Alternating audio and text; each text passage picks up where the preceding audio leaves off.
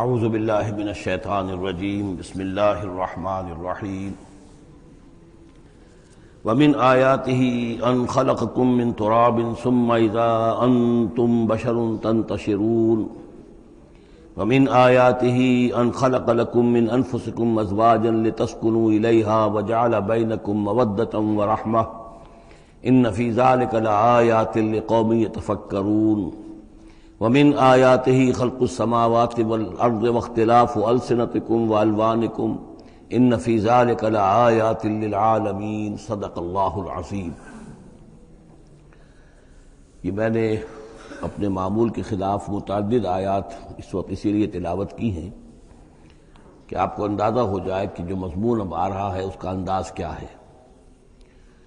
سورہ نحل میں ہم نے دیکھا تھا کہ پہلے اللہ تعالیٰ کی خاص خلاقی کی علامات، اس کے خاص جو بھی اس نے تخلیق فرمایا ہے مختلف اعتبارات سے ان کی نشانیوں کا تذکرہ کر کے ان فی ذلک لآیہ، یہ ہم نے سورہ شعراء میں بھی دیکھا، لیکن وہ تاریخی اعتبار سے تھی نشانیاں، اور جو ہیں آفاقی انفسی آیات الہیہ ان کے حوالے سے سورۃ النحل میں یہاں مضمون وہی ہے، لیکن شروع میں کیا جا رہا ان من آیات ہی، بعد میں تذکرہ ہو رہا ہے اللہ تعالیٰ کی اس خلاقی یا خاص اس کی جو بھی رحمت کے مظاہر ہیں ان کا، اور اس کی آیات میں سے ہے کہ اس نے تمہیں پیدا کیا مٹی سے اور پھر تم انسان بن گئے ہو کہ جو زمین میں پھیلے ہوئے ہو۔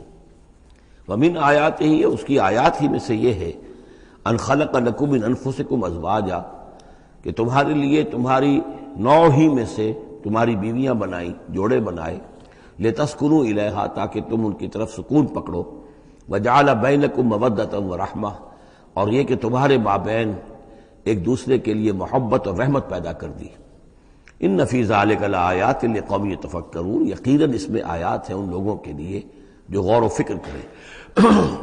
ومن آیاتہ خلق السماوات والارض، اور اس کی آیات میں سے ہے آسمان اور زمین کی تخلیق، واختلاف السنتکم والوانکم، اور تمہاری زبانوں اور تمہاری رنگوں کا فرق، کتنی بولیاں ہیں، کتنی زبانیں دنیا میں ہیں جو لوگ بولتے ہیں، کتنے مختلف رنگ ہیں لوگوں کے، بہت سے زرد روح ہیں، کوئی سرخ روح ہیں، کوئی سیاہ فام ہیں، مختلف لوگوں کو اللہ نے پیدا کیا ہے۔ تو یہ جو تخلیق میں تنوع ہے یہ بھی اللہ تعالیٰ کی خلاقی کی ایک بڑی علامت ہے۔ ان فی ذلک لآیات للعالمین، یقیناً اس میں ان لوگوں کے لیے کہ جو علم رکھتے ہوں نشانیاں ہیں، آیات ہیں۔ ومن آیاتہ منامکم باللیل والنہار، اور یہ بھی اس کی نشانیوں میں سے ہے، اس کی حکمت اور اس کے علم کی نشانیوں میں سے ہے تمہارا سونا، رات کے وقت بھی اور دن میں بھی قیلولہ انسان کرتا ہے اور رات کے وقت سونا ہے۔ وابتغاؤکم من فضلہ، اور یہ کہ پھر بقیہ اوقات میں جو تم اس کا فضل تلاش کرتے ہو، اس کے لیے بھاگ دوڑ کرتے ہو، محنت کرتے ہو، پھر تمہاری معاشی جد و جہد ہے۔ ان فی ذلک لآیات لقوم یسمعون، یقیناً اس میں نشانیاں ہیں ان لوگوں کے لیے جو سنتے ہیں، یعنی جو دل سے کے کانوں سے سنتے ہیں۔ ایک ہے حیوانوں کی طرح کا سننا، ایک ہے انسانوں کی طرح کا سننا، دل سے سننا۔ ومن آیاتہ یریکم البرق خوفا وطمعا، اور یہ بھی اس کی نشانیوں میں سے ہے کہ وہ تمہیں دکھاتا ہے بجلی، جب بجلی کونتی ہے تو خوف کے ساتھ بھی اور لالچ کے ساتھ بھی۔ خوف بھی ہوتا ہے کوئی طوفان نہ ہو کہ جس سے کوئی تباہی آ جائے، لیکن لالچ بھی ہوتا ہے کہ بارش آئے، باران رحمت آ جائے، تو خوف و طمع۔ وَيُنَزِّلُ مِنَ السَّمَاءِ مَاءً، اور پھر برساتا ہے وہ آسمان سے پانی، فَيُحْيِي بِهِ الْأَرْضَ بَعْدَ مَوْتِهَا، پھر زندہ کرتا ہے اس کے ذریعے سے، پانی کے ذریعے سے زمین کو اس کے مردہ ہو جانے کے بعد۔ ان فی ذلک لآیات لقوم یعقلون، یقیناً اس میں نشانیاں ہیں ان لوگوں کے لیے جو عقل سے کام لیں۔ ومن آیاتہ ان تقوم السماء والارض بامرہ، یہ بھی اس کی نشانیوں میں سے ہے، اس کی قدرت ہے کہ آسمان اور زمین اس کے حکم سے قائم ہیں۔ یعنی یہ سارا جو اجرام سماویہ ہیں، یہ بڑے بڑے کرے ہیں، بڑے بڑے، آج جو ہمیں بتایا جاتا ہے کہ کتنے بڑے سائز کے، ہمارا سورج بیچارہ ان کے سامنے بہت ہی معمولی سی شے ہے، اتنے بڑے بڑے ستارے موجود ہیں، سٹارز موجود ہیں، ان سب کو اپنی اپنی جگہ پر اپنے اپنے مدار میں کس نے تھاما ہوا ہے۔ ثم اذا دعاکم دعوۃ من الارض، پھر جب وہ تمہیں پکارے گا، بس ایک ہی دفعہ کا پکارنا اس کا ہوگا، تم زمین سے، اذا انتم تخرجون، تم نکل پڑو گے۔ یعنی اللہ تعالیٰ کی جو شان ہے، یقول لہ کن فیکون، اسی طریقے سے اس وقت بھی اللہ کا بس ایک حکم کافی ہوگا۔ وَلَهُ مَن فِي السَّمَاوَاتِ وَالْأَرْضِ، اور جو کچھ بھی آسمانوں اور زمین میں ہے اسی کا ہے، اسی کی ملکیت ہے. كُلٌّ لَهُ قَانِتُونَ، سب اسی کے حکم کے تابع فرمان ہیں. وَهُوَ الَّذِي يَبْدَأُ الْخَلْقَ ثُمَّ يُعِيدُهُ، وہی ہے جو پہلے پیدا کرتا ہے، پہلی بار تخلیق فرماتا ہے پھر اس کو دہراتا بھی ہے، یا دہرائے گا. تمہاری تخلیق دہرائے گا کہ دوبارہ تمہیں پیدا کرے گا. وَهُوَ أَهْوَنُ عَلَيْهِ، اور وہ اس پہ زیادہ آسان ہے، زیادہ ہلکا ہے. یہ بات پہلے بھی عرض کر چکا ہوں کہ قرآن یہ دلیل لاتا ہے کہ کسی بھی کام کو پہلی مرتبہ کرنا مشکل ہوتا ہے، دوسری مرتبہ کرنا آسان ہے. ایک مرتبہ کیا ہے، اس کی جو مشکلات ہیں اس کو اس نے حل کیا ہے، دیکھا ہے، یہ ہمارا تجربہ ہے. پہلی مرتبہ کوئی کام کرنا مشکل ہوتا ہے، دوسری مرتبہ وہی کام کرنا نسبتاً آسان ہے. لیکن تمہاری سوچ الٹی ہے، تم کہتے ہو اللہ کیسے پیدا کر دے گا دوبارہ؟ بھائی اس نے پیدا کیا تمہیں پہلے یا نہیں؟ یا تو یہ کہو کہ کوئی پیدا کرنے والا ہے ہی نہیں، وہ ایک علیحدہ بات ہو جائے گی. لیکن جیسا کہ آپ کو معلوم ہے کہ جو اہل عرب جو مخاطب اول تھے قرآن کے، وہ اللہ کے منکر نہیں تھے. ابھی ہم آیات پڑھ چکے ہیں، وَلَئِن سَأَلْتَهُم مَّن خَلَقَ السَّمَاوَاتِ وَالْأَرْضَ لَيَقُولُنَّ اللَّهُ، اگر آپ ان سے پوچھیں کہ کس نے پیدا کیا آسمان اور زمین، فوراً کہیں گے کہ اللہ نے پیدا کی. وہ اللہ کو خالق مانتے تھے.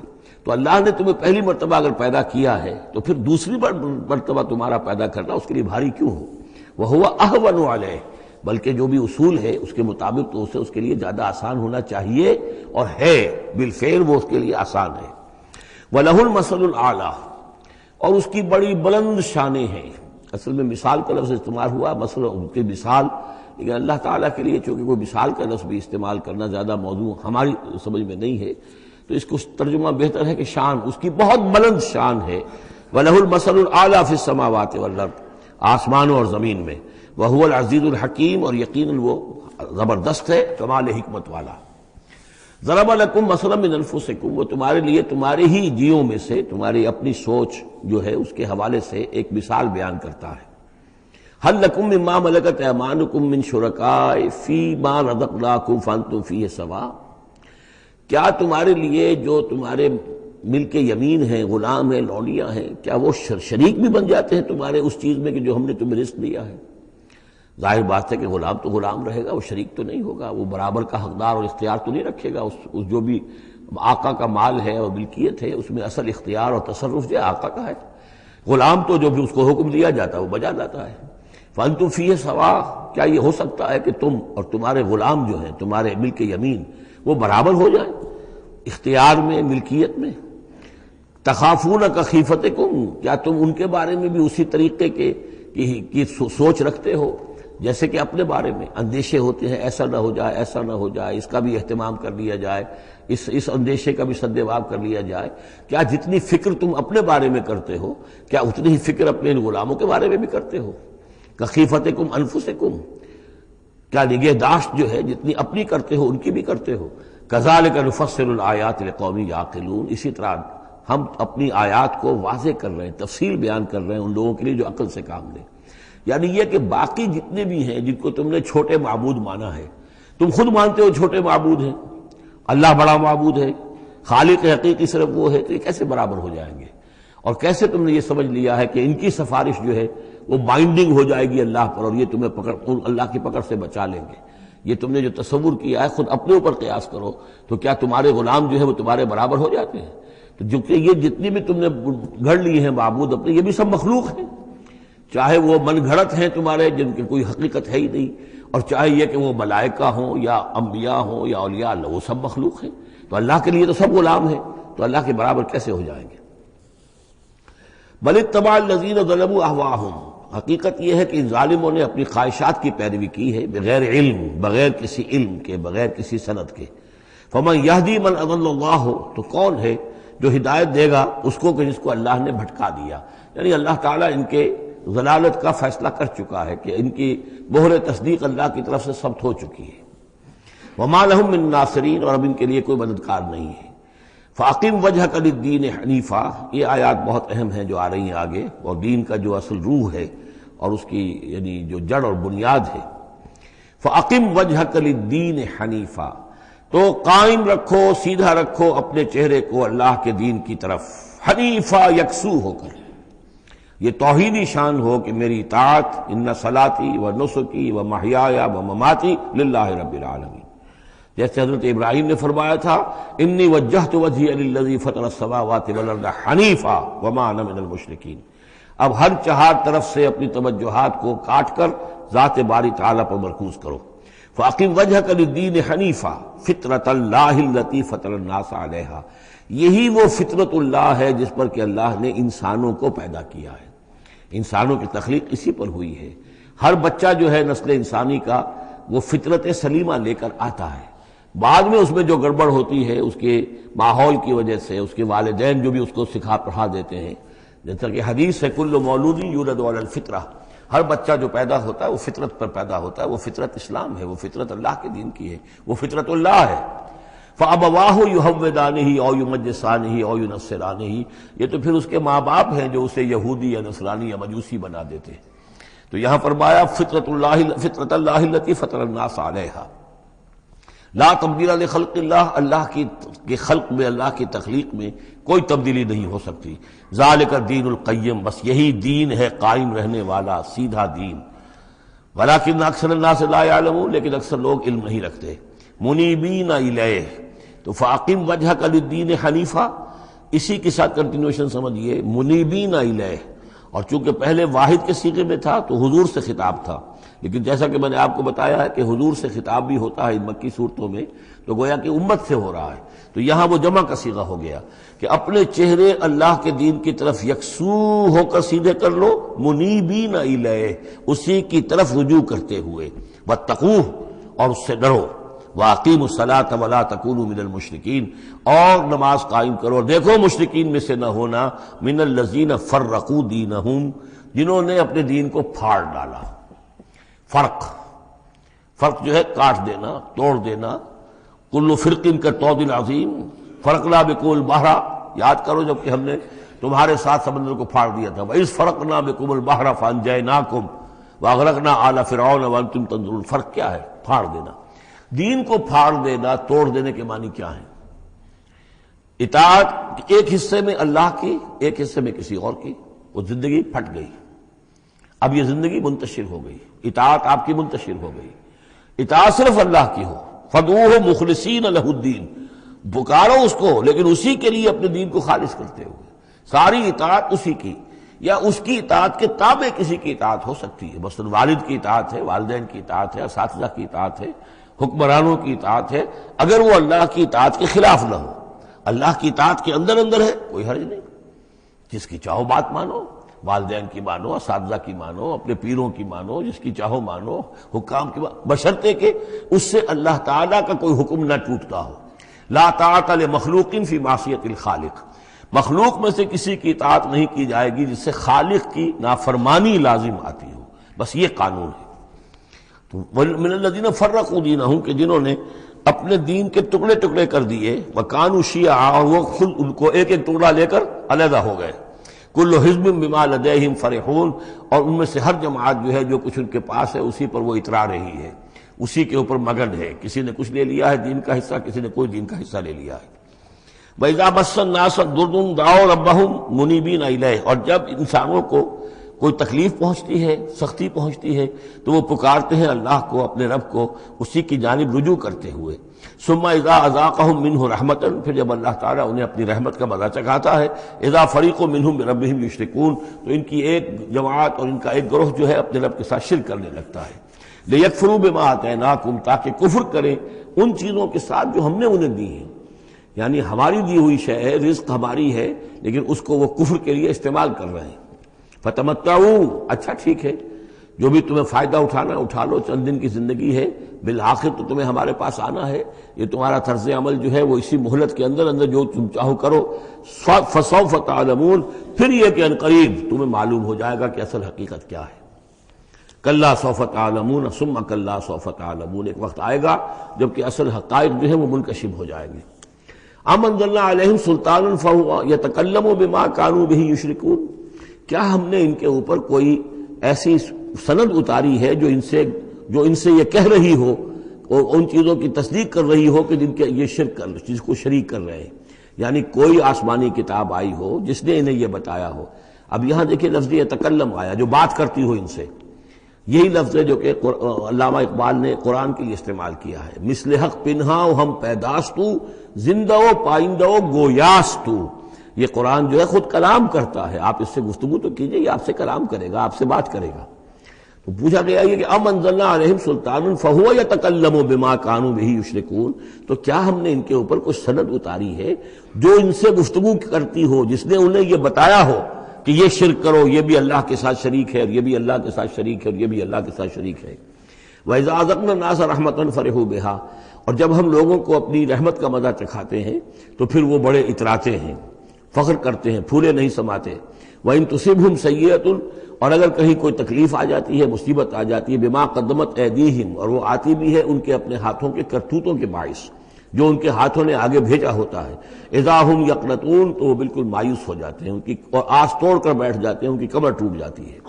اولم یروا ان اللہ یبسط الرزق لمن یشاء ویقدر، کیا وہ دیکھتے نہیں ہیں کہ اللہ تعالیٰ ہی ہے کہ جو رزق کو کھول دیتا ہے، پھیلا دیتا ہے، کشادہ کر دیتا ہے جس کے لیے چاہتا ہے، ویقدر، اور ماپ تول کر دینے لگتا ہے، راشننگ کر دیتا ہے، یعنی تھوڑا تھوڑا دیتا ہے جس کو چاہتا ہے۔ ان فی ذلک لآیات لقوم یؤمنون، یقیناً اس میں نشانیاں ہیں ان لوگوں کے لیے جو مانتے ہیں، جو ماننے والے ہیں، جو یقین کرنا چاہیں۔ فآت ذی القربى حقہ، تو اپنے قرابت دار کو اس کا حق ادا کرو، والمسکین، اور مسکین کو بھی، وابن السبیل، اور مسافر کو بھی۔ ذالک خیر للذین یریدون وجہ اللہ، یہی بہتر روش ہے ان لوگوں کے حق میں جو اللہ کی رضا چاہتے ہیں، اللہ کا چہرے کے طالب ہیں۔ وَأُولَٰئِكَ هُمُ الْمُفْلِحُونَ، اور یقین یہی لوگ ہیں کہ جو فلاح پانے والے ہیں۔ وَمَا آتَيْتُم مِّن رِّبًا لِيَرْبُوَ فِي أَمْوَالِ النَّاسِ، یہ آیت میں نے کوٹ کی تھی جب ہم سورہ بقرہ کی آیات پڑھ رہے تھے۔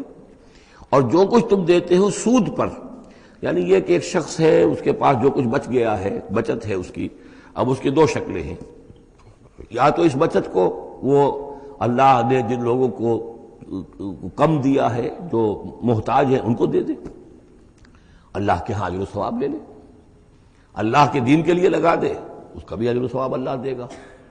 یا بس آخری درجے میں یہ ہے کہ کسی کو قرض حسنہ دے دے تاکہ وہ اپنی ضرورت پوری کر لے اور پھر وہ رقم تمہیں واپس کر دے۔ اس سے آگے تم یہ چاہو کہ میں یہ اپنا مال جو ہے کہیں اور انویسٹ کروں، کوئی اور آدمی محنت کرے، اس کی محنت سے جو اس کی محنت سے بڑھوتری ہوگی تو آپ کو بھی اس میں سے حصہ مل جائے۔ اور اس کی بدترین شکل جو ہے پھر یہ ہے کہ سود کے اوپر رقم دی، اور وہ یہ ہے کہ آپ اس میں سے بغیر اس کے کہ آپ کوئی محنت کر رہے ہوں یا کوئی مشقت کر رہے ہوں، اس کی جو ہے آپ کو، جس کو نفع کہہ رہے ہیں آج کل، وہ سود آپ کو ملتا چلا جائے۔ تو یہاں ان کو مقابلے میں لائے ہیں، یعنی بچت جو ہے آپ کی، سیونگز جو ہیں آپ کی، یہ گویا کہ سرپلس ویلیو ہے اسلام کے نقطہ نگاہ سے، یہ عفو ہے، اس کو خرچ کر دینا چاہیے۔ ایمان کا تقاضا یہ ہے، یسألونک ماذا ینفقون قل العفو، وہ اللہ کے لیے، اللہ کے دین کے لیے، محتاجوں کے لیے، غرباء کے لیے صرف کر دیا جائے۔ لیکن یہ ہے کہ اتنی ہمت نہیں ہے کہ صدقہ دے دیا جائے، تو پھر یہ کہ قرض حسن دیا جائے، یا یہ کہ کسی اور شکل کے اندر جو ہے وہ کسی آدمی کی مدد کر دی جائے، یہ ساری چیزیں ہیں۔ لیکن آخری شکل جو ہے اسلام میں، یہ بھی جو بعد میں پھر شریعت کے احکام مدون ہوئے ہیں، تو ایک صورت دی گئی ہے کہ آپ مزاربت پر دے دیں۔ مزاربت یہ ہے کہ آپ کا وہ جو رقم ہے وہ کوئی اور شخص کام کرے گا، اگر تو کوئی نفع ہو جائے تو کچھ آپ بھی لے لیں اور کچھ وہ لے لے، نقصان ہو جائے تو سارا نقصان آپ برداشت کریں گے، جس کے پاس وہ سرپلس منی تھی، اس کا کوئی تاوان جو ہے وہ جو عامل ہے اس کے اوپر نہیں آئے گا۔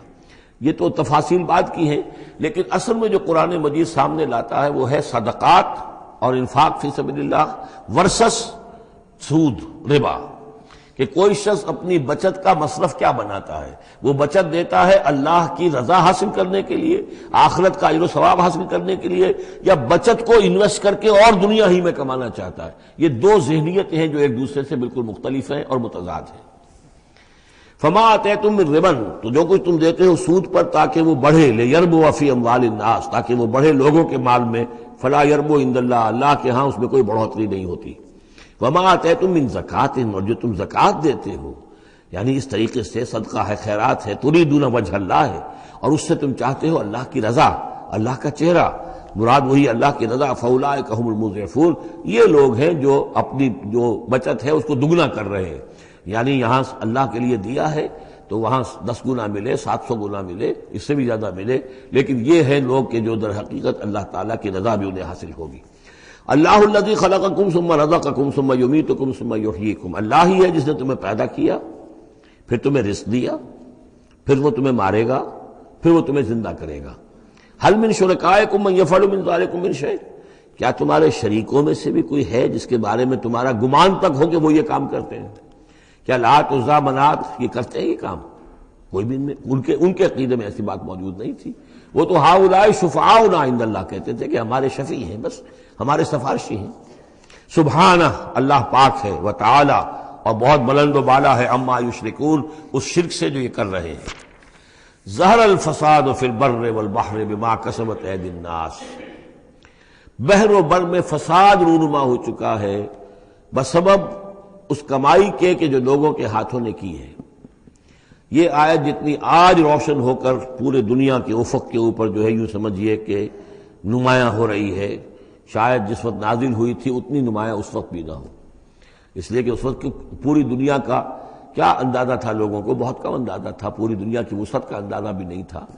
آج جس طریقے سے فساد رونما ہو چکا ہے پوری زمین میں، اور جس طرح کے تصادم ہیں، جس طرح کے مقابلے ہو رہے ہیں، جس طرح کی بد امنیاں ہیں، جس طرح کے فسادات ہیں، تو ظاہر الفساد فی البر والبحر، بر و بحر میں فساد رونما ہو چکا ہے بما کسبت ایدی الناس، لوگوں کی اپنے ہاتھوں کی کمائیوں کے باعث، لیذیقہم بعض الذی عملوا، اور یہ اس لیے ہے کہ اللہ تعالیٰ انہیں ان کے بعض اعمال کا مزہ چکھائے، یعنی بعض الذی عملوا، اگر سارے اعمال کا اللہ تعالیٰ یہیں پر اگر سزا دینی شروع کر دے تو کوئی آدمی بچے ہی نہ، ما بقا علی ظہرہ دابہ، تو کوئی بھی ایک بھی انسان نہ رہے زمین کے اوپر، لیکن کچھ اللہ تعالیٰ جو ہے وہ عذاب دیتا ہے، لعلہم یرجعون، تاکہ یہ لوٹیں پھریں، سوچیں، غور کریں، توبہ کریں، رجوع کریں۔ یہ جو کچھ ہو رہا ہے اس وقت وہ اس لیے ہے کہ انسان ہوش میں آئے، یہ آج ہمارے ساتھ کیوں ہو رہا ہے، کس وجہ سے ہو رہا ہے؟ خاص طور پہ مسلمان سوچیں، کیوں ہم ذلیل و خوار ہیں آج؟ کیوں ذلیل کہ کل تک نہ تھی پسند گستاخی فرشتہ ہماری جناب میں؟ کیا وجہ ہے؟ اے اللہ، ہم سے تو وعدہ تیرا تھا، انتم الاعلون ان کنتم صادقین، ان کنتم مؤمنین، تم ہی بلند سر بلند ہوگے اگر تم مومن ہوئے، ہمارا یہ حال کیوں ہے؟ اگر ہم یہ سوچیں گے تو نتیجے پر پہنچیں گے کہ اس لیے کہ ایمان نہیں ہے ہمارے پاس، یا دوسرا وجہ یہ ہے کہ ہم نے دین کے حصے بکھرے کر دیے ہیں۔ افتؤمنون ببعض الکتاب وتکفرون ببعض فما جزاء من يفعل ذلك منكم الا خزي في الحیاۃ الدنیا ویوم القیامۃ یردون الی اشد العذاب۔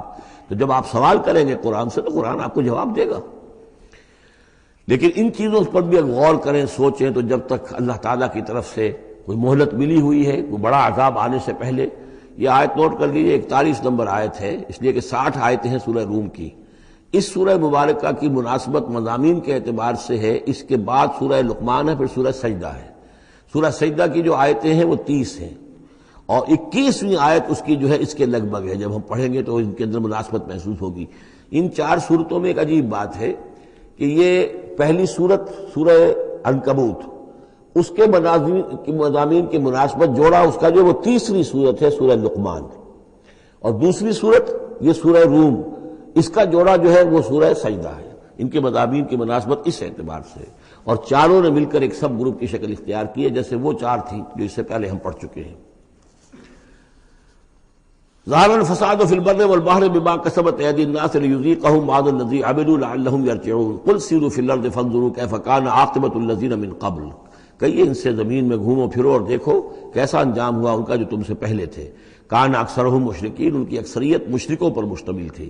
فاقم وجہک للدین القیم، دوبارہ اپنے چہرے کو سیدھا رکھو دین قیم کی طرف، اللہ کے دین کی طرف، من قبل ان یاتی یوم لا مرد لہ من اللہ، اس سے پہلے کہ وہ دن آ جائے کہ جسے پھر اللہ کی طرف سے لوٹانے والا کوئی نہیں ہوگا، یعنی اس سے پہلے کہ وہ دن آ جائے اللہ کے حکم سے کہ جس کو لوٹانے والا کوئی نہیں ہوگا۔ یومئذ یصدعون، اس دن یہ تقسیم ہو جائیں گے، پھٹ جائیں گے، علیحدہ علیحدہ ہو جائیں گے۔ کس طرح ہو جائیں گے؟ کیا پولرائزیشن ہوگی؟ من کفر فعلیہ کفرہ، جس نے کفر کیا ہوگا اس کے کفر کا سارا وبال اسی پر آئے گا۔ ومن عمل صالحا فلانفسهم یمہدون، اور جو لوگ جنہوں نے عمل کام کیے تھے، اچھے عمل کیے تھے، تو ظاہر بات ہے کہ انہوں نے اپنے ہی لیے یہ بستر بچھایا تھا، جو اعمال انہوں نے کیے تھے، تو گویا کہ اس وقت علیحدہ علیحدہ ہو جائیں گے، دودھ کا دودھ پانی کا پانی۔ لیجزی الذین آمنوا وعملوا الصالحات من فضلہ، تاکہ اللہ تعالیٰ بدلہ دے اہل ایمان کو جنہوں نے نیک عمل کیے تھے اپنے فضل سے۔ انہ لا یحب الکافرین، یقیناً وہ کافروں کو پسند نہیں کرتا۔ ومن آیاتہ، اور اس کی نشانیوں میں سے یہ بھی ہے، ان یرسل الریاح مبشرات، کہ وہ بھیجتا ہے ہواؤں کو جو بشارت لے کر آتی ہیں، وَلِيُذِيقَكُم مِّن رَحْمَتِهِ، اور تاکہ پھر وہ اپنی رحمت سے تمہیں وہ حصہ دے، تمہیں مزہ چکھائے تو اپنی رحمت کا، یعنی باران رحمت کا، وَلِتَجْرِيَ الْفُلْكُ بِأَمْرِهِ، اور تاکہ سمندر کے اندر جو جہاز چلے اور کشتیاں چلیں وہ بھی اس کے حکم سے، وَلِتَبْتَغُوا مِن فَضْلِهِ، اور تاکہ ان کشتیوں پر سفر کر کے تم اللہ کا فضل تلاش کرو، وَلَعَلَّكُمْ تَشْكُرُونَ، اور تاکہ تم شکر کرو۔ وَلَقَدْ أَرْسَلْنَا مِن قَبْلِكَ رُسُلًا إِلَىٰ قَوْمِهِمْ، اور اے نبی آپ سے پہلے بھی ہم نے رسول بھیجے اپنی اپنی قوموں کی طرف، فَجَاءُوهُم بِالْبَيِّنَاتِ، تو وہ لے کر آئے ان کے پاس واضح نشانیاں، معجزات اور واضح تعلیمات۔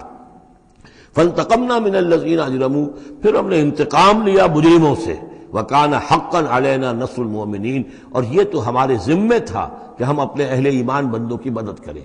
یعنی یہی ہوا ہے، حضرت نوح اور ان کے ساتھی بچا لیے گئے، حضرت ہود اور ان کے ساتھی بچا لیے گئے، حضرت صالح اور ان کے ساتھی بچا لیے گئے۔ اللہ الذی یرسل الریاح فتثیر سحابا، اللہ ہی ہے کہ جو ہوائیں چلاتا ہے، فتثیر، پھر وہ ہوائیں جو ہیں اٹھاتی ہیں بادلوں کو، فیبسطہ فی السماء، پھر اللہ تعالیٰ ان بادلوں کو پھیلا دیتا ہے فضا کے اندر، کیف یشاء، جیسے بھی وہ چاہتا ہے، ویجعلہ کسفا، پھر ان کو کر دیتا ہے تہ برتہ، یہ مضمون پہلے بھی آ چکا ہے، پھر ان کو تہ برتہ کرتا ہے۔ فَتَرَى الْوَدْقَ يَخْرُجُ مِنْ خِلَالِهِ، تم دیکھتے ہو کہ بارش برستی ہے اور مہ برستا ہے ان کے درمیان سے، فَإِذَا أَصَابَ بِهِ مَن يَشَاءُ مِنْ عِبَادِهِ إِذَا هُمْ يَسْتَبْشِرُونَ، تو جب اللہ تعالیٰ اپنے بندوں میں سے کسی پر اس بارش کو برسا دیتا ہے اس کی زمین پر، تو وہ بڑے خوش ہوتے ہیں، شاداں فرحاں ہوتے ہیں، خوشیاں مناتے ہیں۔ وَإِنْ كَانُوا مِنْ قَبْلِ، اور اس سے پہلے اگرچہ وہ تھے، ان ينزل علیہم من قبل ہی، کہ اس سے پہلے کہ یہ ان پر بارش برسائی گئی ہوتی، لمبلسین، یقیناً بہت ہی نا امید تھے، یقیناً اس سے پہلے مایوس ہو چکے تھے کہ اچانک گھٹا آئی، بشارت آئی، بارش برسی، اب وہ خوش ہو گئے، خوشیاں منا رہے۔ یہ خاص طور پر جو بارانی زمینیں ہوتی ہیں وہاں کے لوگوں کو اصل میں ان چیزوں کا زیادہ تجربہ ہوتا ہے۔ عام طور پر جہاں آرٹیفیشل اریگیشن ہے تو وہاں یہ نیچرل فینومینا اور اس کے ساتھ یہ نفسیاتی کیفیات اتنی نہیں ہوتی جتنی کہ بارانی زمینوں میں ہوتی ہے۔ فانظر الی آثار رحمت اللہ، تو دیکھو اللہ کی اپنی اللہ کی رحمت کے جو آثار ہیں، نشانیاں ہیں، اس کو دیکھو۔ کیف یحیی الارض بعد موتہا، کیسے وہ زندہ کرتا ہے زمین کو اس کے مردہ ہو جانے کے بعد۔ ان ذالک لمحیی الموتیٰ، وہی ہے جو زندہ کرتا ہے، جو زندہ کرے گا مردوں کو۔ وہو علی کل شیء قدیر، اور یقیناً وہ ہر چیز پر قادر ہے۔ ولئن ارسلنا ریحا، اور اگر ہم بھیجیں کوئی ایسی ہوا، جھکڑ بھیج دیں اس کھیتی کے اوپر، وہ کھیتی کو تباہ و برباد کر دے، فراؤ مصفرا، اور دیکھے کہ وہ کھیتی تو پیلی پڑ گئی، زرد پڑ گئی، کوئی ایسا آ گیا، کوئی باد سرسر کا جھونکا آ گیا، کیا ہوا؟ فَلَظَلُّوا مِن بَعْدِهِ يَكْفُرُونَ، تو پھر وہ اس کے بعد جو ہے وہ پھر ناشکری کرنے لگتے ہیں اللہ کے جناب میں، کہ ہمارے اوپر تو اللہ کی کوئی رحمت کبھی ہوئی ہی نہیں، ہمارے لیے تو ہماری جو قسمت پھوٹی ہوئی ہے، اللہ تعالیٰ کی طرف سے ہمیں کبھی کوئی خیر ملا ہی نہیں۔ فَإِنَّكَ لَا تُسْمِعُ الْمَوْتَىٰ، تو اے نبی آپ نہیں سنا سکتے مردوں کو، وَلَا تُسْمِعُ الصُّمَّ الدُّعَاءَ اذا ولوا مدبرین، نہ ہی آپ ایسے بہرے لوگوں کو سنا سکتے ہیں اپنی پکار اور اپنی دعوت کہ جو پیٹھ موڑ کر بھی چلے گئے ہوں۔ یعنی بہرا جو ہے اگر آپ کے آمنے سامنے رو در رو ہے تو کم سے کم اشاروں کے نائوں میں کوئی بات اسے سمجھائی جائے، لیکن یہ لوگ جو ہیں یہ تو ایسے بہرے ہیں کہ جو ساتھ ہی پیٹھ موڑ کر چل بھی دیے ہیں، لہذا آپ کوئی شکل نہیں ہے کہ آپ اپنی دعوت اور جو بھی ابلاغ و تبلیغ ہے اس کا ان کے اوپر کوئی اثر پیدا کر سکیں۔ وَمَا أَنْتَ بِهَادِ الْعُمْيِ عَنْ ضَلَالَتِهِمْ، اسی طرح آپ اندھوں کو ان کی گمراہی اور ان کی ضلالت سے، بھٹکنے سے آپ بچا نہیں سکتے، ہدایت نہیں دے سکتے۔ ان تسمعوا الا من یؤمن، آپ نہیں سنا سکتے مگر انہی کو جو مانتے ہیں، بآیاتنا، ہماری آیات کو، فہم مسلمون، بس وہ ہماری فرما برداری اختیار کرتے ہیں۔ اللہ الذی خلقکم من ضعف، وہ اللہ ہی ہے جس نے تمہیں بنایا کمزوری سے، یعنی جب تم پیدا ہوتے ہو تو بہت کمزور ہوتے ہو، ثم جعل من بعد ضعف قوۃ، پھر تمہاری اس کمزوری کے بعد اللہ تعالیٰ تمہیں قوت عطا فرماتا ہے، جوانی آتی ہے، آدمی کڑیل جوان بنتا ہے، پھر اس کے ثم جعل من بعد قوۃ ضعفا، پھر قوت کے بعد پھر ضعف آ جاتا ہے، پھر یہ ادھیڑ عمر ہوئی اور قوا کے اندر جو ہے اضمحلال پیدا ہونا شروع ہوا، پھر بڑھاپا آ گیا، وشیبہ، اور پھر یہ کہ سفید بال ہو جاتے ہیں۔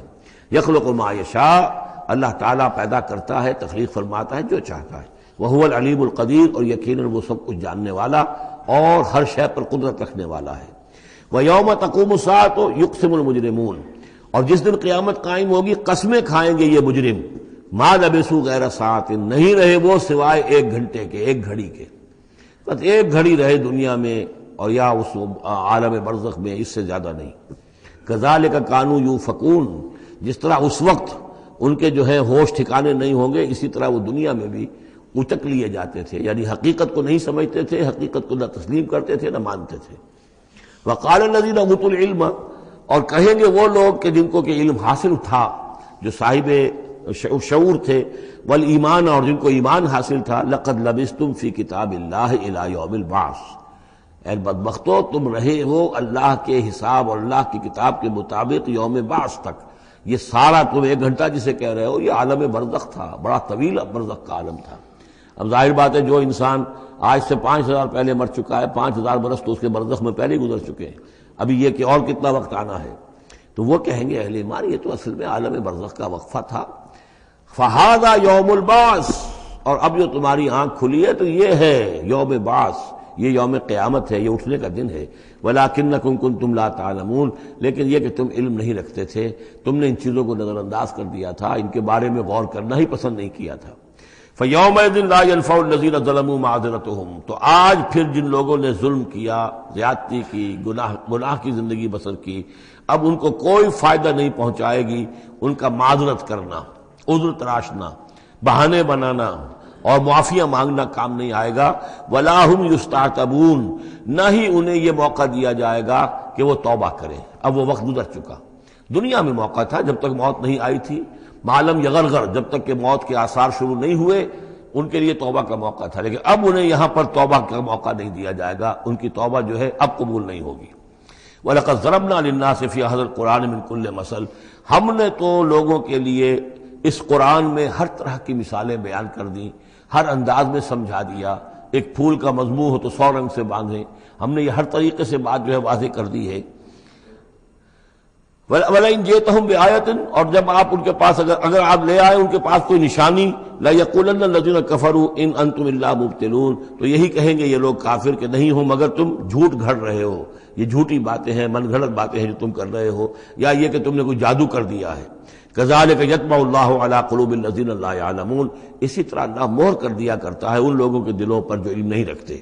فَاصْبِرْ، بس اے نبی صلی اللہ علیہ وسلم آپ صبر کیجئے۔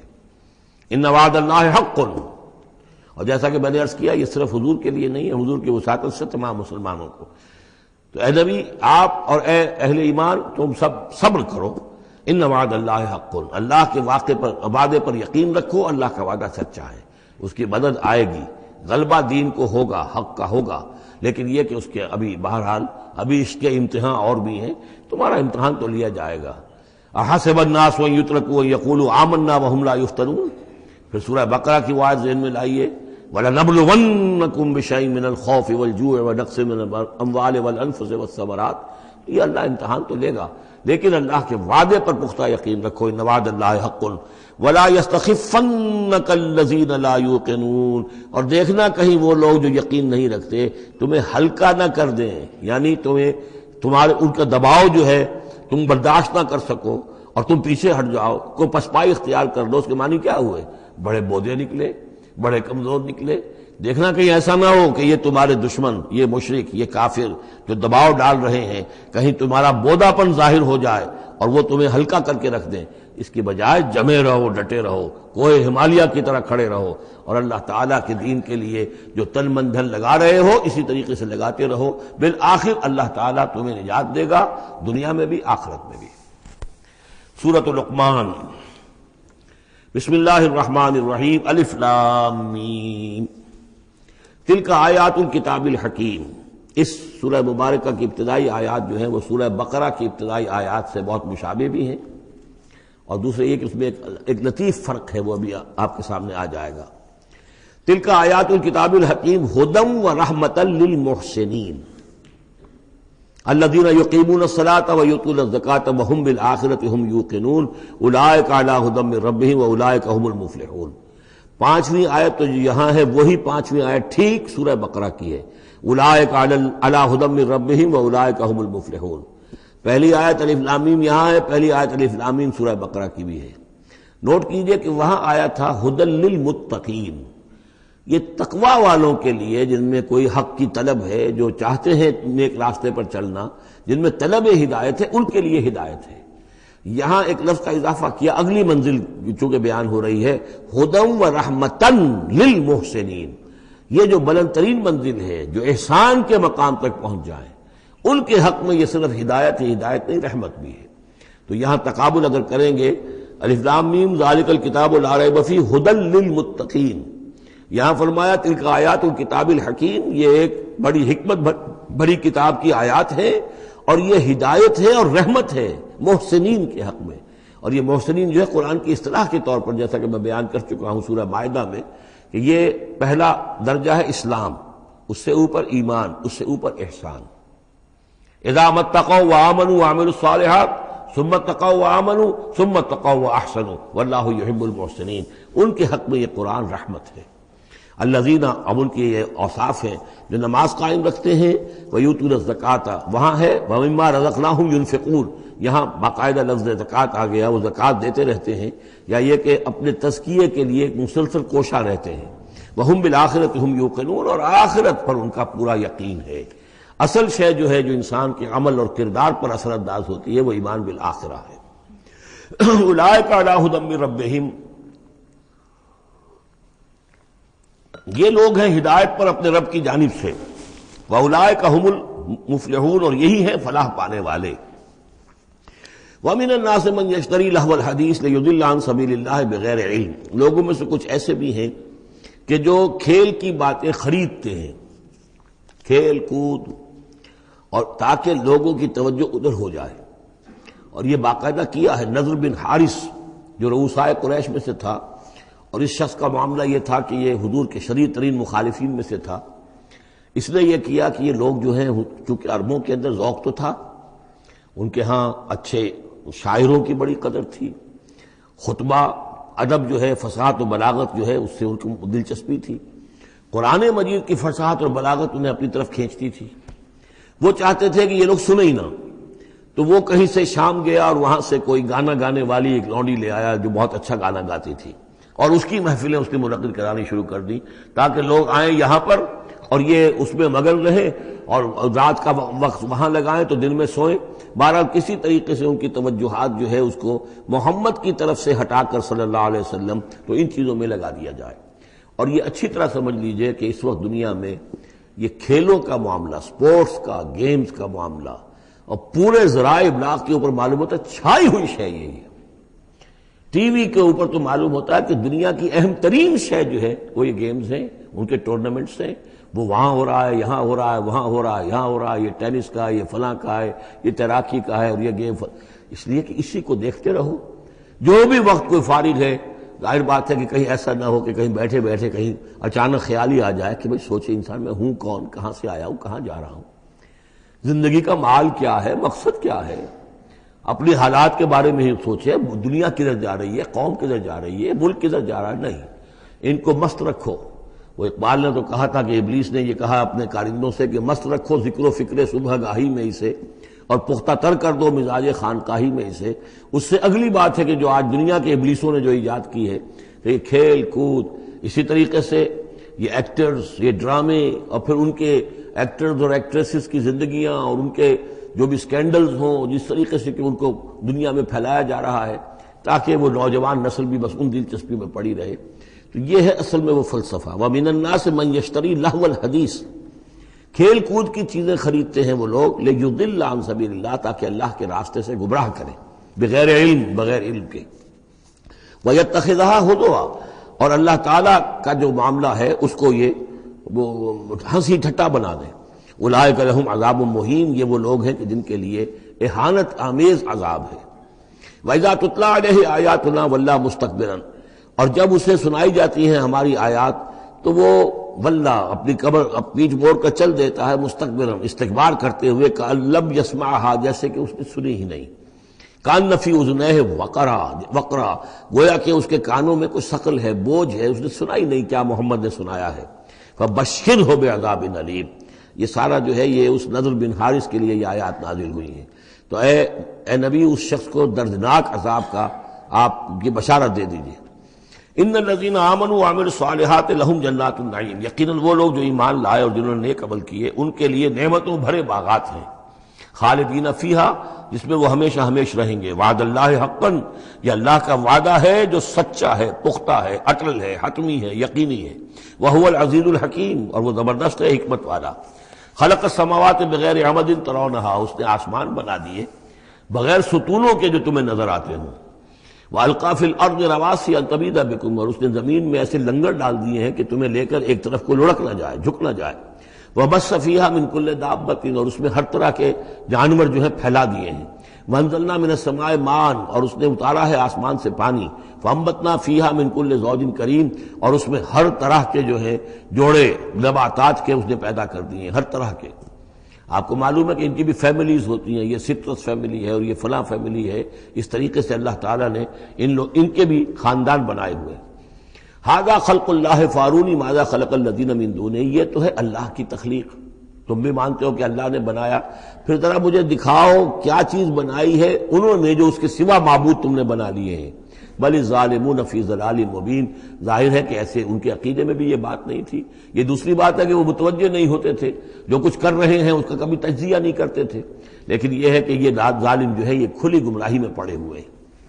اب جو دوسرا رکوع آ رہا ہے سورہ مبارکہ کا، یہ ہمارے اس منتخب نصاب کا ایک اہم درس ہے، اور یہ منتخب نصاب کا پہلا حصہ ہے جو جامع اسباق، سورۃ العصر، پھر آیت البر، تیسرا سبق یہ ہے، اس لیے کہ اس میں بھی وہ انسان کی نجات کے لیے جو چیزیں لازم ہیں وہ سب کی سب ان کا ایک اسکیلیٹن سمجھیے، اس کا جو ہے ایک خاکہ جو ہے، بلو پرنٹ اس کے اندر بھی آ گیا ہے۔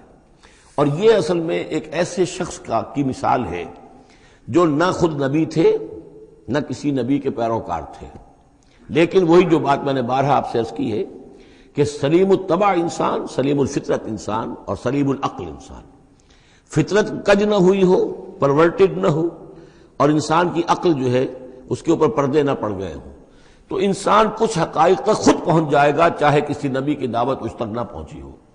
وہ مقام کیا ہے کہ وہ پہچان لے گا کہ اس کائنات کا ایک خالق ہے، وہ اکیلا ہے، وہی اس کا مدبر ہے، وہی چلا رہا ہے، وہ تمام صفات کمال سے بتمام و کمال متصف ہے۔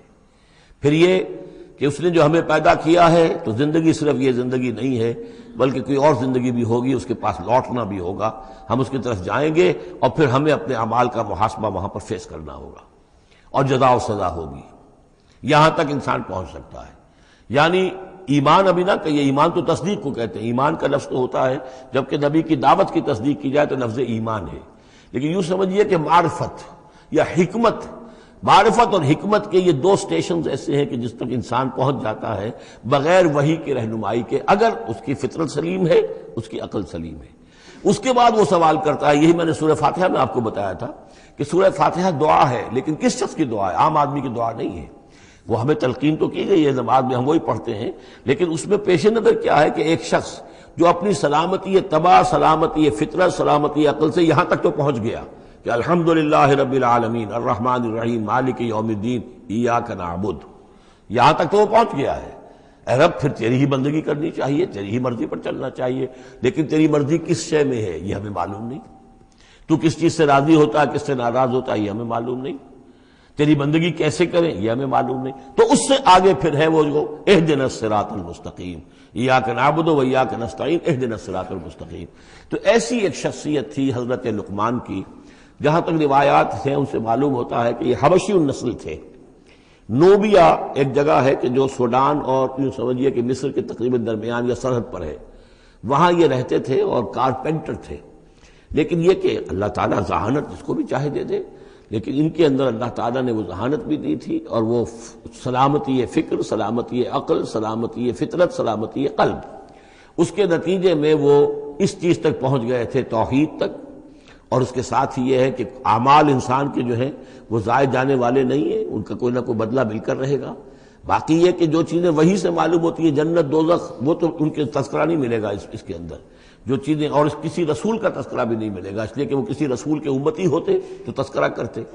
یہاں انہوں نے جو اپنی ایک حکیم اور دانا انسان نے اپنے ساری عمر کے سوچ کا جو لب لباب ہے، خلاصہ ہے، حاصل ہے، وہ اپنے بیٹے کو اپنے انتقال کے وقت وصیت کی شکل میں منتقل کیا ہے، اور اس کو اللہ تعالیٰ نے قرآن میں نقل کر دیا، چونکہ ان کے اقوال کوٹ کیے جاتے تھے. جیسے ہم کوئی تقریر کرتے ہیں تو کبھی علامہ اقبال کا حوالہ دیتے ہیں، ان کا شعر کوٹ کر دیتے ہیں، کبھی کسی اور کا. تو یہ بھی اصل میں عرب میں خطباء اور شعراء جانتے تھے کہ یہ لقمان جو ہے یہ بہت ہی حکیم اور دانا انسان تھے، اور ان کے اقوال جو ہے کوٹ کیے جاتے تھے اشعار میں بھی اور خطبات میں بھی. تو اللہ نے بتایا کہ دیکھو یہ لقمان بھی جو اپنی سلامتی طبع اور سلامتی فکر کی وجہ سے جہاں تک پہنچا، وہ وہی اصول ہے کہ جن کی طرف محمد تمہیں دعوت دے رہے ہیں صلی اللہ علیہ وسلم. وَلَقَدْ آتَيْنَا لُقْمَانَ الْحِكْمَةَ، اور ہم نے لقمان کو دانائی عطا کی. دانائی کا نتیجہ کیا تھا؟ انشکر للہ، کہ شکر کرو اللہ کا. دانائی کا تقاضا، فطرت کی سلامتی کا تقاضا کیا ہے؟ جو بھی آپ کے ساتھ بھلائی کرے اس کے لیے ایک احسان مندی کے جذبات آپ میں پیدا ہونے چاہیے. اگر نہیں ہو رہا ہے تو فطرت جو ہے پرورٹڈ ہے، بس ہو گئی. جو بھی بھلائی کرے.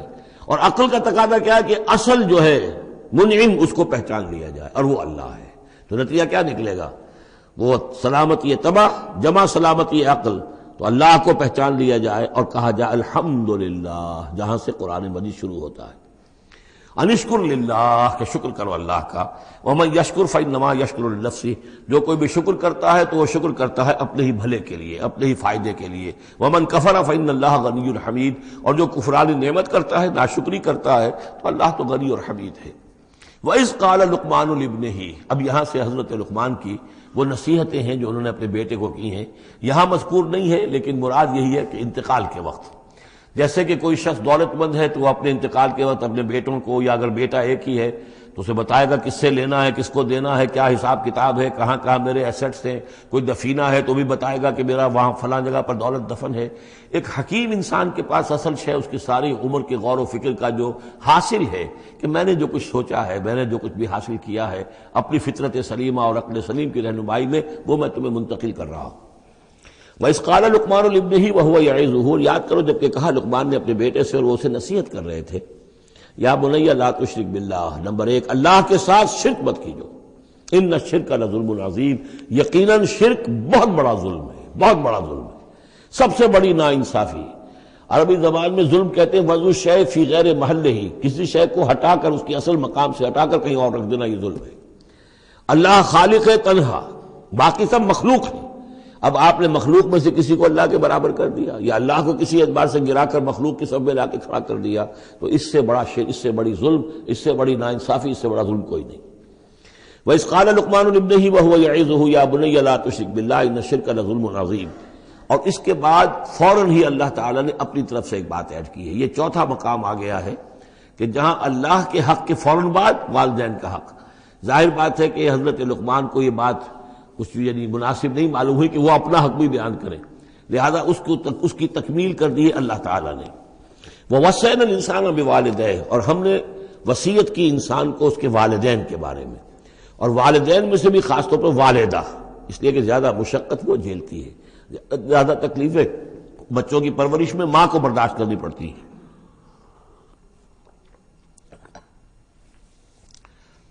وَوَصَّيْنَا الْإِنسَانَ بِوَالِدَيْهِ حملتہ امہ وہنا علی وہن، اسے اٹھائے رکھا، وہ جو حمل ہے اس کے اپنے جسم کے اندر اٹھائے رکھا اس نے اس کو، وہنا علی وہن، کمزوری پر کمزوری جھیل کر. وفصالہ فی عامین، پھر اس کا دودھ چھڑانا ہوا 2 سال میں سے. پھر یہ کہ پہلے 9 مہینے تو جونک کی طرح اس کے جسم کے اندر خون چوستا رہا، اور اس کے بعد پھر جو ہے دودھ اس کا جو ہے پیا ہے، تو وہ بھی اس کی توانائیاں اور اس کی قوت ہی ہے کہ جو دودھ کی شکل میں اس کے لیے غذا بنی ہے. انشکر لی ولوالدیک، کہ شکر کرو میرا اور اپنے والدین کا، الی المصیر، اور میری طرف تم کو لوٹ کر آنا ہے. اب دیکھیے جیسے میں نے وہاں عرض کیا تھا کہ سورہ عنکبوت میں اور اس میں بڑی مناسبت ہے ان دو میں، وہ مضمون اب یہاں بھی آ رہا ہے کہ اگر یہ 2 حق ٹکرا جائیں، ایک حق اللہ کا ہے شرک نہ کیا جائے، ایک حق والدین کے ساتھ حسن سلوک ہے، اب یہ ٹکرا گئے، والدین کہہ رہے ہیں شرک کرو، اب کیا کریں؟ وَإِن جَاهَدَاكَ عَلَىٰ أَن تُشْرِكَ بِي مَا لَيْسَ لَكَ بِهِ عِلْمٌ، اگر وہ تم سے جہاد کریں، تم پر دباؤ ڈالیں، تم سے لڑیں، تم سے جھگڑیں، اور تمہیں مجبور کریں کہ تم شریک کرو اور شرک کرو میرے ساتھ ایسی چیز کا کہ جس کا تمہارے پاس کوئی علم نہیں ہے، فَلَا تُطِعْهُمَا، تم کا کہنا مت مانو. وہاں پر بھی یہ مضمون آ چکا، یہاں دوبارہ آ گیا کہ ان کے حقوق ایک حد تک ہیں، اس سے آگے بڑھ کر وہ اللہ کے حقوق پر ڈاکہ ڈالنے لگے. بازی بازی بارش بابا ہم بازی. ان کے حقوق اللہ کے حقوق کے برابر نہیں ہو سکتے، ان کے حقوق اللہ کے حقوق سے فائق نہیں ہو سکتے، اس کے نیچے نیچے ہیں. تو شرک نہیں. البتہ یہاں یہ ذہن میں رکھیے کہ شرک صرف بت پرستی کو نہیں کہتے. لا تشرک، شرک کی کوئی قسم بھی ہو. اب اللہ کے کسی ایک حکم کو اگر والدین کہتے توڑو، اس کا کیا مطلب ہے؟ یہ شرک کا حکم دے رہے ہیں. اس لیے کہ آپ نے والدین کے کہنے پر اللہ کے حکم کی خلاف ورزی کی، اس کا مطلب ہے کہ آپ نے مطاع اور معبود والدین کو بنا لیا. نفس کے کہنے پر آپ حرام کے اندر منہ مار رہے ہیں تو آپ کا جو حرام جو دولت ہے وہ آپ کا معبود ہے، اور آپ کا نفس آپ کا معبود ہے. ارأیت من اتخذ الہہ ہواہ، کیا تم نے دیکھا اس شخص کو جس نے اپنی خواہش و نفس کو اپنا معبود بنا لیا؟ تو شرک کا مفہوم جو ہے اس کا پورا وسیع مفہوم، اور جیسا کہ اس سے پہلے بھی تذکرہ ہو چکا ہے، اس پر الحمدللہ کہ میں نے تقریباً 20 سال پرانی بات ہے یہ، کہ میں نے اقسام حقیقت و اقسام شرک پر 6 گھنٹے کے کیسٹس جو ہیں میرے وہ ریکارڈڈ ہیں اور موجود ہیں. تو اس حوالے سے اس کو یہ نہیں سمجھنا چاہیے کہ شرک سے مراد صرف بت پرستی ہے. وَإِن جَاهَدَاكَ عَلَىٰ أَن تُشْرِكَ بِي مَا لَيْسَ لَكَ بِهِ عِلْمٌ فَلَا تُطِعْهُمَا. لیکن دیکھیے یہ ہے اللہ تعالیٰ کی تعلیم، اس کے اندر کیا توازن ہے. اس کا یہ مطلب نہیں ہے کہ والدین کے سارے حقوق ہی ساقط ہو گئے. اگر والدین مشرک ہیں، تمہیں شرک کرنے کا حکم دے رہے ہیں تو ان کا یہ حکم تو نہیں مانو گے، لیکن ان کے ساتھ حسن سلوک پھر بھی کرنا ہے. والد تو ہے نا، وہ والدہ تو ہے نا. وَصَاحِبْهُمَا فِي الدُّنْيَا مَعْرُوفًا، دنیا میں ان کے ساتھ رہو بہتر انداز میں، صحیح انداز میں خدمت ان کی کرو. اگر انہیں ضرورت ہے تو اپنا مال ان پر خرچ کرو. اس کے اندر یہ نہیں ہوگا کہ سارے حقوق ساقط ہو گئے، اب انہیں گالیاں دینی شروع کر دو یا ان کو جو ہے ستانا شروع کر دو، نہیں. لیکن اگر وہ اللہ کے حکم کے خلاف کوئی حکم دیتے تو مت مانو. وَاتَّبِعْ سَبِيلَ مَنْ أَنَابَ إِلَيَّ، اور پیروی کرو اس شخص کے راستے کی کہ جو میری طرف اپنا رخ کر چکا ہے. یعنی والدین کا اتباع نہیں ہے، والدین کی اطاعت نہیں ہے، والدین کے ساتھ حسن سلوک ہے. اطاعت ہوگی اگر اللہ کی اطاعت کے مطابق، اس کے دائرے کے اندر تو اطاعت بھی ہوگی، لیکن بالفعل اور آزادانہ کوئی اطاعت نہیں والدین کی. کہیں بھی قرآن مجید میں نہیں آیا اپنے والدین کی اطاعت کرو. کیا حکم دیا گیا؟ حسن سلوک، نیک سلوک. ان کی ضرورت، ان کی خبر گیری ہے، ان کی خدمت ہے، ان کی ضروریات کا لحاظ رکھنا، اس کا حکم ہے. باقی پیروی کرو اس شخص کی جس نے اپنا رخ میری طرف کر لیا ہے، وہ کوئی بھی ہے. پہلے انبیاء ہوتے تھے، انبیاء کی پیروی کرو. اب انبیاء نہیں ہیں، انبیاء کے خادم ہیں. انبیاء کی امتوں میں جو شخص بھی اٹھا ہے دین کی دعوت لے کر، جس نے اپنا رخ کر لیا ہے، جس نے کہا میں چل رہا ہوں اللہ کے راستے میں، کون میرا ساتھی بنتا ہے، تو پیروی کرو اس کی. وَاتَّبِعْ سَبِيلَ مَنْ أَنَابَ إِلَيَّ، پیروی کرو اس شخص کے راستے کی جس نے اپنا رخ میری طرف کر لیا ہے. ثُمَّ إِلَيَّ مَرْجِعُكُمْ، پھر میری ہی طرف تم سب کا لوٹنا ہے. والدین بھی یہیں آ جائیں گے میرے پاس، تم بھی آ جاؤ گے. فَأُنَبِّئُكُم بِمَا كُنتُمْ تَعْمَلُونَ، پھر میں تمہیں جتلا دوں گا جو کچھ کہ تم کرتے رہے تھے. اب یہاں بیچ میں جو آگے اللہ کی طرف سے آ گیا، یعنی حضرت لقمان کی نصیحت صرف ابھی ایک آئی تھی، یا بنی لا تشرک باللہ ان الشرک لظلم عظیم، اے میرے بچے شرک مت کرنا اللہ کے ساتھ، اس لیے کہ شرک جو ہے بہت بڑا ظلم ہے، بہت بڑی ناانصافی ہے. دوسری وصیت ان کی کیا ہے؟ یا بنی انہا ان تک مثقال حبۃ من خردل فتکن فی صخرۃ او فی السماوات او فی الارض یأت بها اللہ ان اللہ لطیف خبیر. اے میرے بچے عمل، خواہ وہ نیکی کا ہو خواہ بدی کا ہو، انہا، ہا کی ضمیر ہے عمل کی طرف. عمل خواہ ایک رائی کے دانے کے ہم وزن ہو. اب یہ سب سے چھوٹی چیز، رائی کا دانہ، فتیلہ، نقیرہ، یہ 3 چیزیں آتی ہیں قرآن مجید میں عام طور پر چھوٹی شے کے لیے. لا یظلمون فتیلہ، لا یظلمون نقیرہ، اور یہ کہ رائی کا دانہ بہت چھوٹا. تو چاہے وہ نیکی یا بدی ہو، رائی کے دانے کے ہم وزن. اور پھر فتکن فی صخرۃ، وہ کسی پہاڑ کی، کسی چٹان کے پیٹ میں جا کر، کسی کھو کے اندر جا کر وہ عمل کیا گیا ہو. او فی السماوات، یا آسمانوں میں کیا گیا ہو. اب تو آسمانوں میں ہے نا، آپ خلا میں جا کر وہ عمل کر رہے ہیں، تو پھر اب تو انسان جو ہے وہاں تک پہنچ گیا ہے. او فی الارض، یا زمین کے پیٹ میں گھس کر کیا گیا ہو. یأت بہ اللہ، اللہ اسے لے آئے گا. یعنی انسانی اعمال، انسان اشرف المخلوقات ہے، اور انسانی اعمال ایسی گھٹیا چیز نہیں ہے کہ ایسے ضائع کر دے اللہ، چاہے وہ نیکی ہے چاہے بدی. فمن یعمل مثقال ذرۃ خیرا یرہ ومن یعمل مثقال ذرۃ شرا یرہ. لیکن عمل ضائع نہیں ہوگا، چاہے وہ رائی کے دانے کے برابر ہو، پھر چاہے وہ کسی چٹان میں گھس کر کیا گیا ہو، کسی پہاڑ کی کھو میں کیا گیا ہو، چاہے وہ خلا اور فضا کی پہنائیوں میں کیا گیا ہو، چاہے وہ زمین کے اندر سرنگ کھود کر کیا گیا ہو، یات بہ اللہ ان اللہ لطیف الخبیر، یقیناً اللہ تعالیٰ باریک بین ہے، باخبر ہے۔ اب دو چیزیں آ گئیں، اللہ کے ساتھ شرک نہیں، اور اعمال کے بارے میں دیکھ لو، نیکی اور بدی کے نتائج نکل کر رہیں گے۔ اس سے آگے بعث بعد الموت کا یہاں تذکرہ نہیں ہے، اس سے بعد جنت اور دوزخ کا، اس لیے کہ یہ چیزیں معلوم ہوتی ہیں پھر نبی کے بتانے سے۔ اصولی طور پر جو چیز حکمت سے انسان جہاں تک پہنچ سکتا ہے وہ دو ہے، ایک خالق اور اس کے ساتھ شرک نہ ہو، اور نمبر دو اس اعمال انسانی ان کا ضرور بدلہ ملے گا۔ اب اس کے بعد تیسری بات، یا بنی اقم الصلاۃ، نماز قائم رکھو، یعنی جس اللہ کو تم نے پہچان لیا ہے، اب محض ایک مرتبہ پہچان لینا کافی نہیں ہوگا، اسے یاد رکھنا ضروری ہے، ورنہ شیطان تمہیں ورغلائے گا، تمہیں ادھر ادھر سے جو ہے تمہارا نفس تمہیں غلط راستے پر ڈال دے گا، جب تک کہ یہ ایمان باللہ مستحضر نہ رہے ذہن کے اندر۔ اور ایمان باللہ کو مستحضر رکھنے کے لیے ذکر ہے جو ہم پڑھ چکے ہیں، اتل ما اوحی الیک من الکتاب واقم الصلاۃ ان الصلاۃ تنہی عن الفحشاء والمنکر۔ لہذا اب نماز کون سی تھی وہ ہم نہیں جانتے، لیکن کوئی ذریعہ ایسا ہونا چاہیے کہ تم اللہ کو یاد کیا کرو۔ یا بنی اقم الصلاۃ، اور نمبر 4 وامر بالمعروف وانہی عن المنکر، اور نیکی کا حکم دو اور بدی سے روکو۔ یہ بھی تمہاری ذمہ داریوں میں سے ہے، یہ بھی انسان کی، یوں سمجھیے کہ اس کی انسانیت، اس کی شرافت، اس کی مروت کا تقاضا ہے کہ وہ اپنے جو ابنائے نو ہیں، جو بھی انسان ہیں، ان کی بھلائی کے لیے کوشاں ہوں، اور سب سے بڑی بھلائی ان کی اور سب سے بڑی خدمت یہی ہے کہ انہیں برائیوں سے روکا جائے اور بھلائیوں کی دعوت دی جائے۔ وَاصْبِرْ عَلَىٰ مَا أَصَابَكَ، اور یہ بھی جان لو کہ اگر یہ امر بالمعروف نہی عن المنکر کرو گے تو تکلیفیں آئیں گی، مصیبت آئیں گی۔ پسند تو کسی کو نہیں ہے کہ آپ اس پر تنقید کریں۔